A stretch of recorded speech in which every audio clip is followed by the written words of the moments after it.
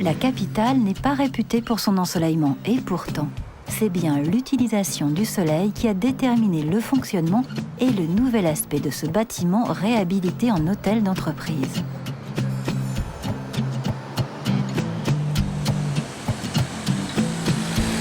C'est un immeuble qui a été construit dans les années 30 par la compagnie d'électricité française et qui servait en fait à abriter un énorme transformateur pour desservir l'électricité dans le quartier. Ce chantier a pris 2 ans et demi, avec des matériaux tout à fait nouveaux qui ont été agréés spécifiquement pour ce bâtiment. L'idée était de conserver la pierre meulière, de la réhabiliter et d'intégrer dans les parties de façade qui étaient déjà vitrées à l'époque des vitrages photovoltaïques. Les panneaux solaires thermiques produisent de la chaleur. Les cellules photovoltaïques, elles, produisent de l'énergie. On a travaillé avec des ingénieurs. Curieusement, c'est même eux qui ont amené cette idée de photovoltaïque, autant que je me souvienne. En voyant la terrasse de 1500 m², pour eux, ça leur paraissait, en plus avec le fronton, avec Compagnie parisienne d'électricité, 1500 m² en plein Paris, c'était super pour mettre un tas de panneaux photovoltaïques. Alors nous, on a dit c'est une super idée, mais on ne va pas les mettre sur la terrasse, on va mettre sur les façades. Et à ce moment-là, les ennuis ont commencé. La difficulté est venue de la volonté d'associer la technologie et l'esthétique du bâtiment.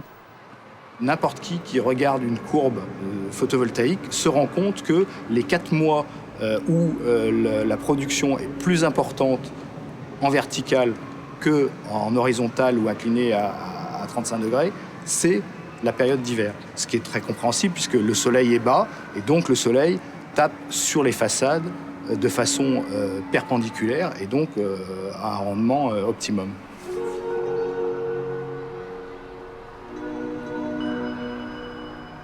Les vitrages photovoltaïques reçoivent des cellules photovoltaïques qui sont pixelisées dans le vitrage sur un dessin qui est extrait d'une photographie de la pierre meulière qui est pixelisée à l'ordinateur et qui est reproduite dans la façade photovoltaïque.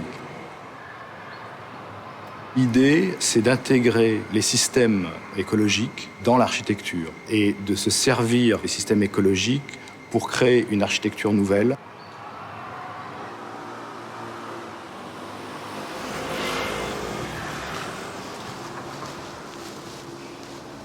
Donc, dans le hall d'entrée, on a un tableau qui affiche la production photovoltaïque. Donc, le premier chiffre est la production instantanée. Le deuxième chiffre, c'est la production depuis la mise en service. Et le troisième chiffre, c'est le nombre de tonnes de carbone économisées depuis la mise en service.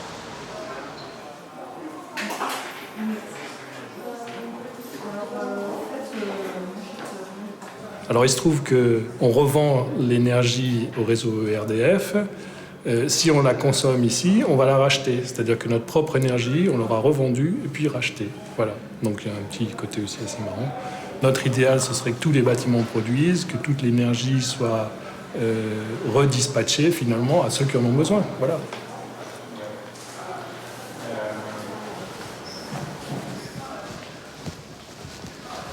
Donc les circulations sont traversantes et éclairées aux deux extrémités et les parties centrales sont éclairées par des luminaires qui sont des luminaires basse consommation qu'on a dessinés spécifiquement pour le bâtiment.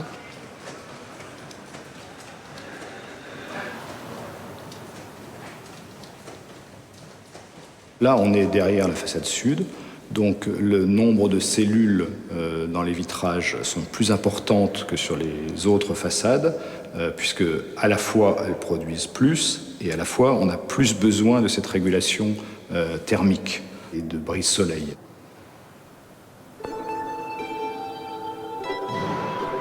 Des volets qui s'ouvrent sur ces pilastres en pierre meulière permettent d'amener de l'air frais, puisque l'air est conservé frais par l'ombre que portent les pilastres en pierre meulière.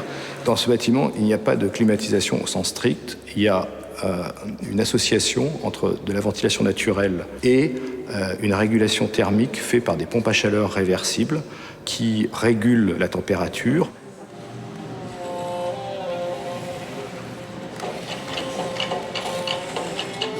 l'hôtel d'entreprise accueille de jeunes sociétés innovantes.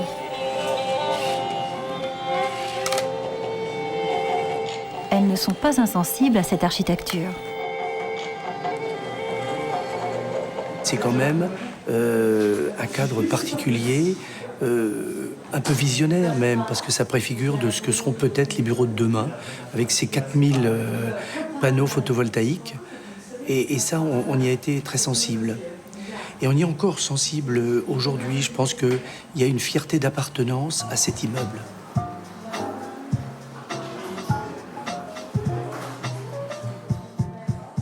Quand on voit par exemple des panneaux solaires ou des éoliennes, c'est des outils qui sont assez évidents à identifier, qui sont connus depuis longtemps, mais c'est vrai que les cellules photovoltaïques, c'est quelque chose de beaucoup plus récent, il me semble.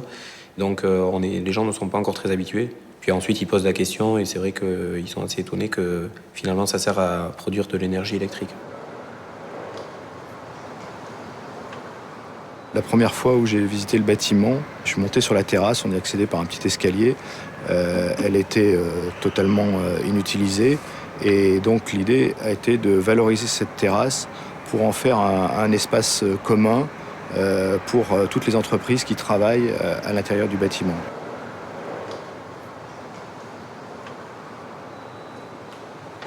C'est un endroit, oui, qui est super agréable. On est au soleil, la terrasse est très grande, donc on peut profiter aussi de son espace.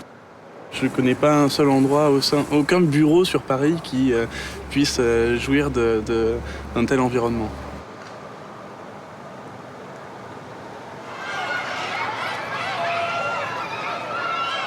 Il faut repenser le bâtiment avec d'autres modes de pensée et une pensée à long terme, mais une pensée aussi de l'écologie comme plaisir et de l'écologie comme esthétique aussi, qui amène à plaisir et aussi une création. Passer de la contrainte au plaisir, l'exercice est extrêmement stimulant pour les architectes.